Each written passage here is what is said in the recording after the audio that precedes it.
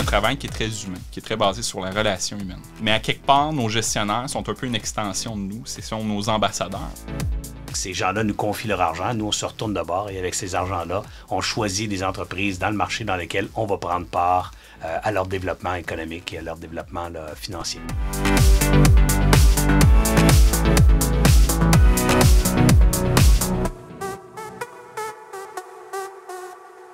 Bienvenue à Créateurs de croissance, un balado d'Investissement Québec. On parle aujourd'hui de fonds d'investissement au Québec. Pourquoi? Parce que ce financement-là, c'est un peu l'énergie qui permet aux entreprises de naître, de se développer et de poursuivre leur croissance. Alors, on a deux professionnels avec nous pour démystifier ce monde de l'investissement. En fait, c'est leur travail quotidien à tous les deux. Benoît Leroux, qui est directeur principal de fonds d'investissement chez Investissement Québec. Bonjour, Benoît. Bonjour. Et Serge Beauchemin, entrepreneur, ancien dragon et jusqu'à récemment membre du comité capital de risque d'Investissement Québec. Bonjour, Serge. Bonjour. Alors, tout d'abord, Benoît, on parle de fonds d'investissement, on va donc parler de capitaux. D'entrée de jeu, j'aimerais qu'on différencie deux choses, le capital de risque et le capital de développement. Quelles sont les différences entre les deux? Bien, essentiellement, on parle d'un côté d'entreprises qui n'ont pas atteint le seuil de rentabilité. Donc, au niveau du capital de risque, les entreprises qui sont à forte croissance, mais qui n'ont pas encore la capacité de générer assez de revenus pour couvrir leurs dépenses, alors que le capital de développement, c'est les entreprises qui sont, en bon langage comptable, EBITDA positif, donc des entreprises qui sont capables de faire face à leurs coûts d'exploitation. Donc, des entreprises qui ont déjà fait des bénéfices, là, qui sont un petit peu plus matures d'une certaine manière. Exact. Parfait. Un fonds d'investissement, là, Benoît, qu'est-ce que c'est, là? Qui met de l'argent là-dedans? Est-ce que ça a une durée de vie? Ça fait quoi exactement, là? Bien, nous, dans notre rôle, on agit comme commanditaire de ces fonds-là. Donc, ce que ça veut dire, c'est que, comme investisseur, on confie notre argent à un gestionnaire qu'on appelle le commandité. C'est une structure légale qui est une société en commandite où est-ce que l'apport des commanditaires sert ultimement à financer les entreprises que le gestionnaire va sélectionner.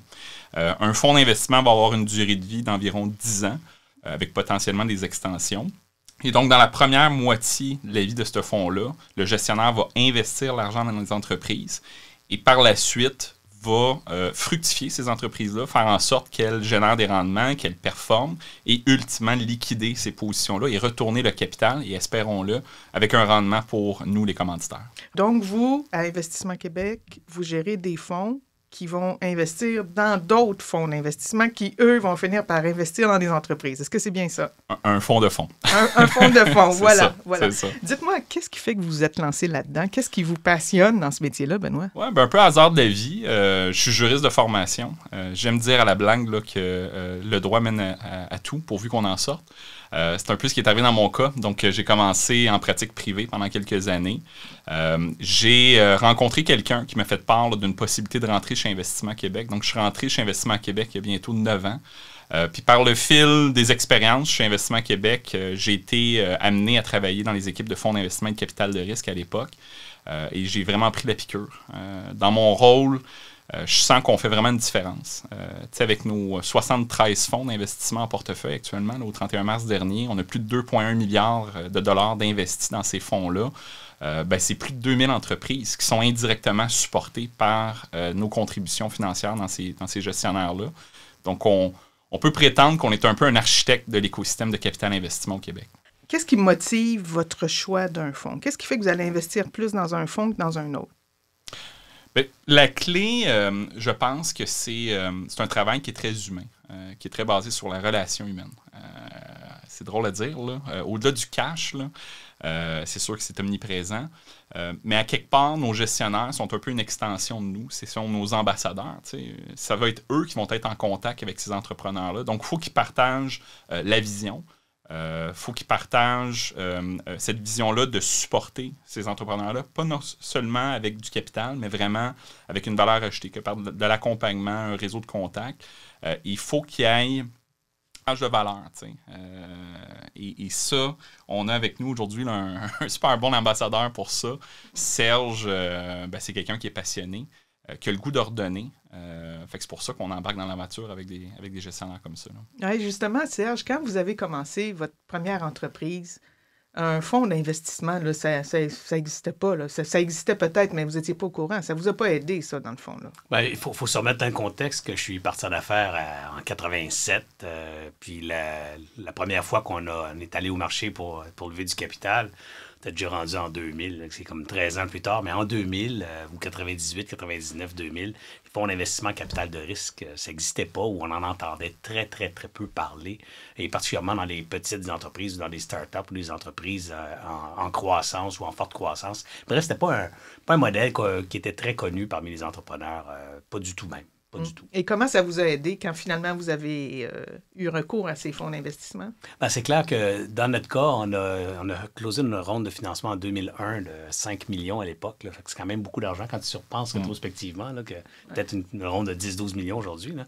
Mais ça, ça aurait été du capital drôlement intéressant pour nous pour accélérer la croissance d'une filiale qu'on avait développée. Mais le contexte économique était extrêmement difficile en 2000. Si vous vous rappelez, il y a eu la bulle. Les dot-com ont explosé. Là. En fait, ont chuté. Alors, il y a eu une baisse énorme de la demande pour la technologie, ce qui a changé la donne pour moi et pour mon entreprise à l'époque et pour l'utilisation de ces fonds-là. Donc, Serge Beauchemin, vous êtes un gestionnaire de fonds, comme Benoît, mais vous investissez directement dans les entreprises.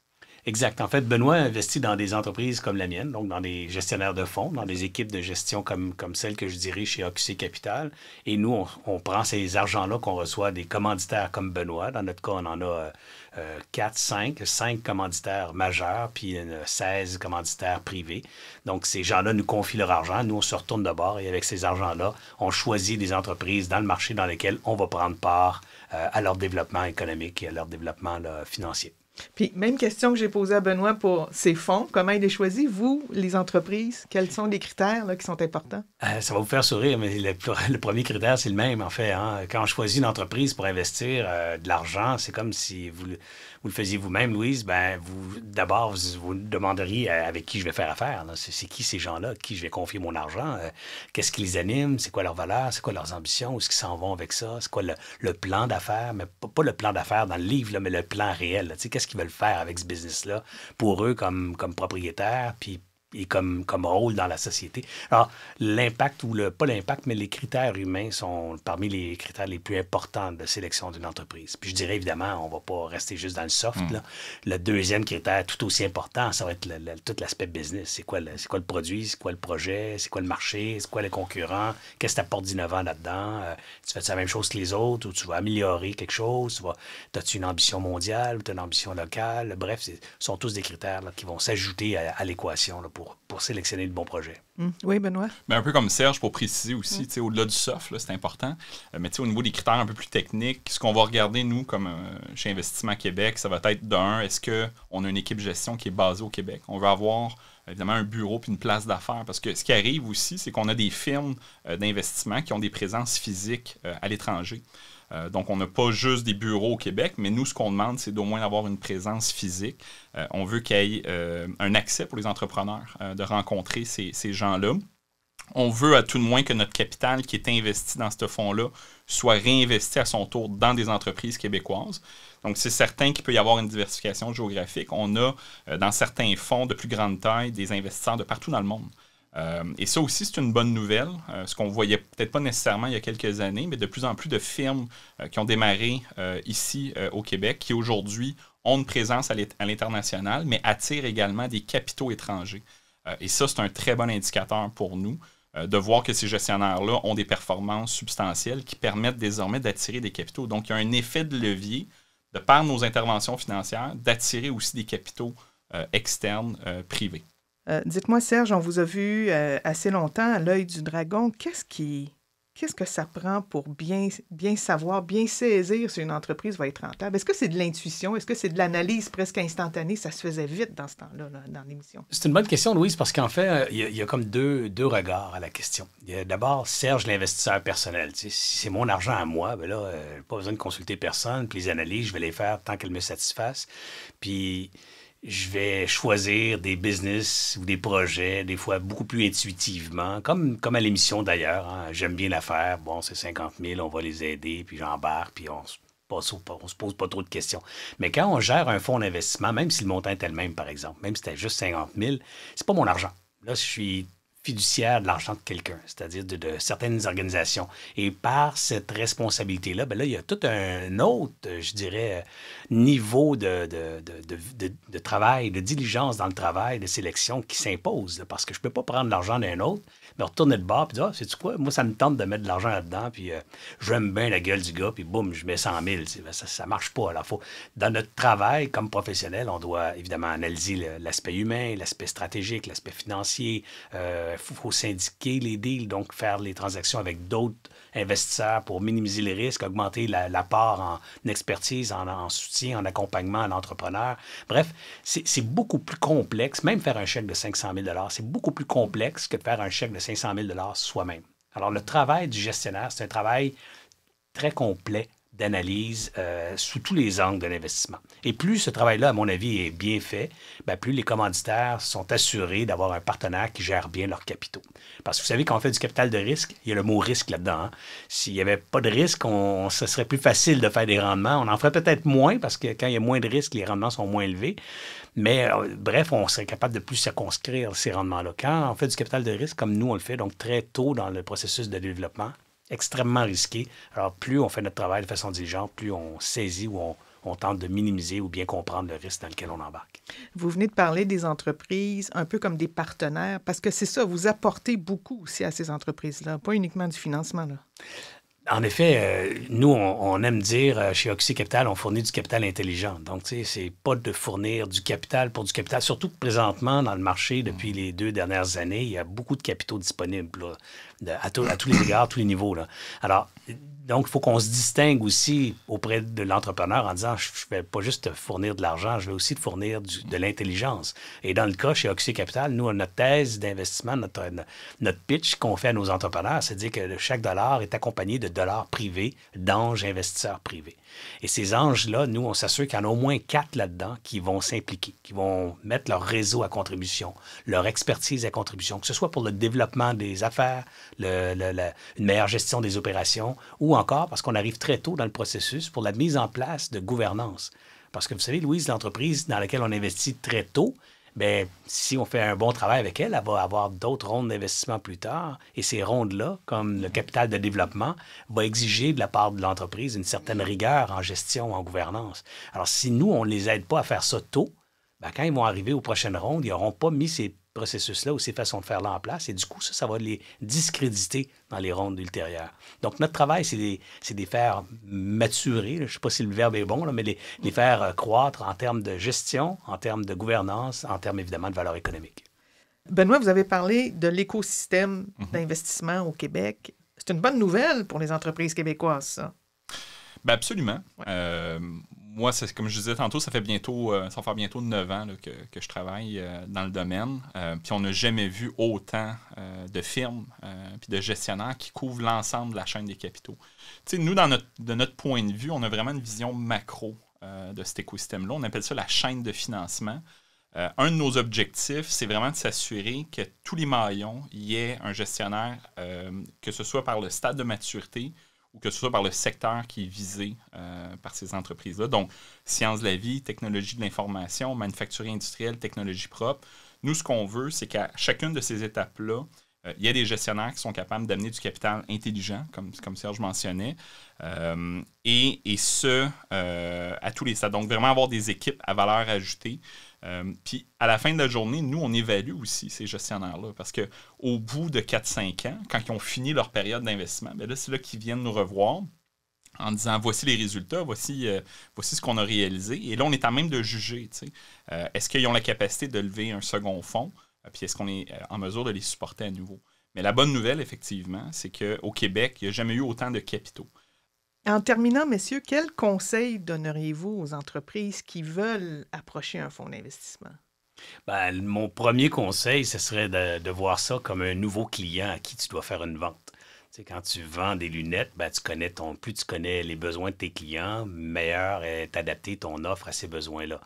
quand tu cherches du financement, souvent les entrepreneurs voient du financement en capital de risque ou en capital de développement, un peu comme du financement bancaire. Là. Je m'en vais faire une demande de prêt à la banque, alors que c'est pas ça du tout ici. Alors, il faut approcher le financier pareil comme un client, comprendre c'est quoi le besoin du financier, c'est quoi sa personnalité. Chez OQC Capital, on a une personnalité qui nous est propre, qui nous distingue des autres fournisseurs de capitaux en capital de risque. Alors, c'est quoi les particularités de chacun? C'est quoi leurs besoins? C'est quoi leurs fenêtres? Ils sont rendus où dans leur développement? Si le fonds a 10 ans de vie puis qu'il est à sa première année, il n'y a pas la même stratégie de déploiement qu'à sa 4e année ou à sa 5e année. Parce que sa 5e année, il est peut-être fini. Il n'est plus en train de déployer ses fonds. Si tu ne sais pas, ben, tu l'approches pour rien, tu perds ton temps. Bref, adresser le marché des capitaux de la même façon qu'on adresse un marché de clients potentiels. Donc, plus on les connaît, plus on connaît les besoins, les objectifs, meilleures sont nos capacités d'adapter notre offre à ces financiers-là, parce qu'en fait, on leur offre une possibilité d'investir dans notre business. Là. On leur vend une possibilité d'investir dans une entreprise qui va être très rentable pour eux.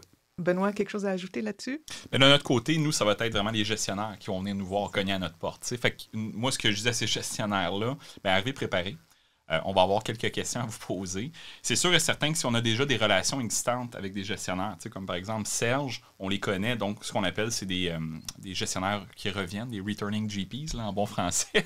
Ben, c'est sûr qu'on a tout cet historique-là avec eux. Donc, normalement, on a déjà une bonne idée là, du moment qu'on va recapitaliser ce fonds-là, puis on va avoir échangé nos bons coups, nos moins bons coups avec eux. Quand on a un nouveau gestionnaire qui vient nous voir, nous, ce qu'on va regarder, je reviens sur ce que je disais. On va regarder la chaîne des capitaux, on va se dire, est-ce qu'il y a un manque? Est-ce qu'il y a des secteurs névralgiques, stratégiques pour le Québec? On parle beaucoup là, de la batterie, transport électrique, etc. Donc, est-ce qu'il y aurait un besoin, par exemple, d'attirer des gestionnaires dans ces secteurs-là à certains stades de maturité? Donc, c'est sûr que ces projets-là vont avoir préséance. Si on a déjà identifié le besoin. Et là, on va regarder, est-ce que ces gestionnaires-là ont un historique d'investissement dans ce domaine-là? Est-ce qu'autour de la table, cette équipe-là a une expertise pointue pour bien juger c'est quoi les bons projets, c'est quoi les bonnes innovations dans ce domaine-là? Fait que ça va vraiment être une analyse qu'on va faire sur l'équipe. C'est drôle, je t'écoute, Benoît, puis c'est fascinant comme c'est toujours le même langage. Tu sais. Si on dit à un entrepreneur qu'est-ce qu'il doit chercher, c'est bien comprendre le besoin qu'il doit assouvir dans le marché, qu'il doit régler, le problème qu'il doit régler dans le marché. Moi, j'ai le même défi, trouver des entrepreneurs, trouver des commanditaires, donc encore là, bien connaître. Puis là, toi, c'est la même chose, c'est bien connaître les besoins dans le marché. Puis si quelqu'un doit te solliciter pour partir un nouveau fonds, bien connaître ce que toi, tu cherches à régler comme problème dans le marché pour ultimement te présenter un fonds qui répond à ce besoin-là. Toujours la même chose, en fait. Quelle belle discussion, messieurs. On pourra en parler encore longuement, je pense. Alors, je vous remercie beaucoup, Benoît Leroux, directeur principal de fonds d'investissement chez Investissement Québec, et Serge Beauchemin, gestionnaire principal chez OQC Capital. Merci beaucoup. Avec plaisir. Merci beaucoup. C'était un autre épisode du balado Créateur de croissance, produit et réalisé par Investissement Québec. Je suis Louise Bouchard et je vous remercie de votre écoute.